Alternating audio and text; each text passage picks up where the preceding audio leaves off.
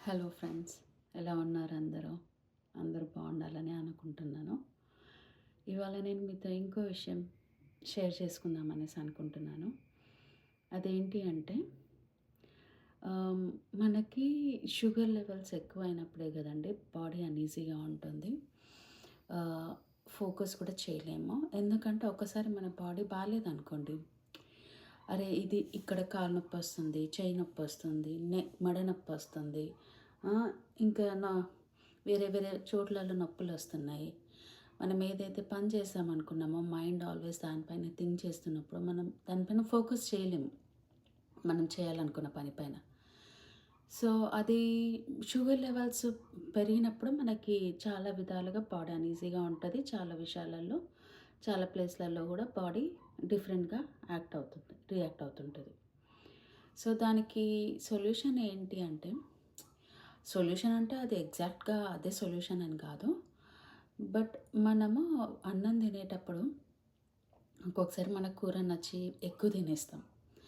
లేదంటే మనం చేసుకున్న వంట నచ్చి గూడా లేదా సపోజ్ ఫ్రైడ్ రైస్ కానీ, బిర్యానీ గానీ చేసుకున్నప్పుడు గూడా నచ్చిందనుకోండి ఇంకెక్కువ తినేస్తాం. నేను అలానే అనమాను. బిర్యానీ ఉందనుకోండి కొంచెం ఎక్కువ తినేస్తాననమాట. నచ్చుతది కాబట్టి. సో, నిన్న నేనేం చేశాను, మా హస్బెండ్ బగారా రైస్ చేసినాడు.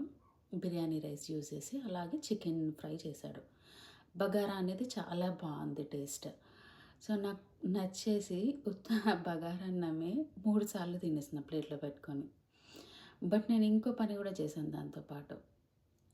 పచ్చి ఆనియన్ ఉంటది గదా! ఇంత పీస్ పచ్చి ఆనియన్ పెట్టుకొని తిన్నా. నాకేం అనిపించట్లేదు ఇప్పుడు. మార్నింగ్ లేచాను, ఇగో లేవగానే మీకే వీడియో రికార్డ్ చేస్తున్నాను. బాడీ ఈజీగా ఉంది. అదే నేను నార్మల్‌గా ఇంత రైస్ తిన్నాననుకోండి, బాడీ పట్టేసినట్టుంటది. ఇక్కడ వెనకాల అన్ని చోట్లలో కాలు గూడా కింద పెట్టిందనుకోండి, ఈజీగా పెట్టి నడవడానికి రాదు. అది షుగర్ లెవెల్స్ పెరిగిపోతాయి కాబట్టి. సో, ఆనియన్ తిన్నందుకో ఏంటో తెలియదు. బాడీ అయితే అలా ఏం లేదు. మంచి ఈజీగా ఉంది. ట్రై చేసి చూడండి.